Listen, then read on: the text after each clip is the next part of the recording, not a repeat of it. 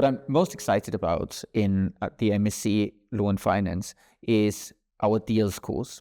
And it's actually 2 deals courses, a finance deals course and a law deals course, but they integrate very tightly. And we will hand off deals from one side to the other to ensure that students really understand the whole life cycle of a deal and all of its components. From a finance point of view, I tend to divide the deal into 3 components. The first one is the strategy of the deal. Why does this deal work from an economic perspective? For example, think of a merger or an acquisition. You would like to know, why are these 2 companies worth more together than separately?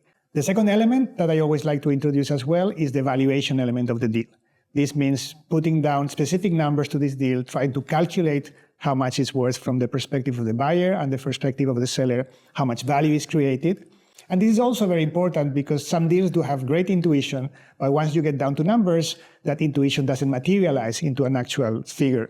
The final element that I always like to introduce in the analysis of any deal is the execution of the deal. Are we going to pay cash? Are we going to pay stock? Are we going to use a given structure for the new company or a different one? How are we going to specifically make this happen? So when we look at these deals from a legal perspective, we usually take as a starting point the 3 elements you just mentioned.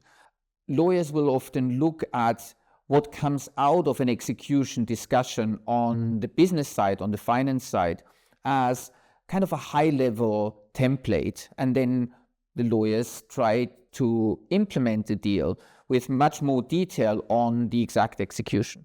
And to do so efficiently and to create good outcomes for clients, they need to understand exactly why did the commercial decision end up in the place it ended up. What is the playing field for lawyers to be creative, and what is kind of off limits? And to understand that, they need to speak the language, or at least understand the language of the other side. And even more than that, I think we're going to be able to achieve a little bit more depth. I think the finance course, seen from a law perspective, is a full-fledged one-stop course that will give you not just the common language and the fundamentals, but a deep knowledge on how to approach a deal from a finance perspective. And I think the law course will also be extremely useful for finance practitioners, not just as some kind of way to understand the basics of law, but something a little bit more in depth.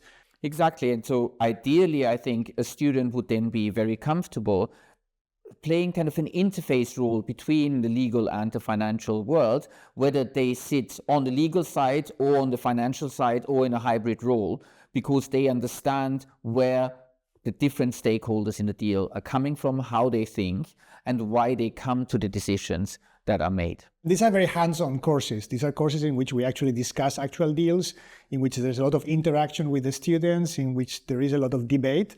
And in that sense, the different skill sets that are present in the classroom will converge into a conversation that hopefully at the end of the year will develop some common language, some common set of skills, some way to see the deals together in a way that's coherent. So I think the students will bring something also to the class in terms of their backgrounds, the different ways in which they see the courses. Exactly, because if knowledge is not confined to different silos, but you have people who can actually understand the deal from a more holistic perspective, you just get better outcomes, you get better decisions, and you get more efficient discussions and conversations.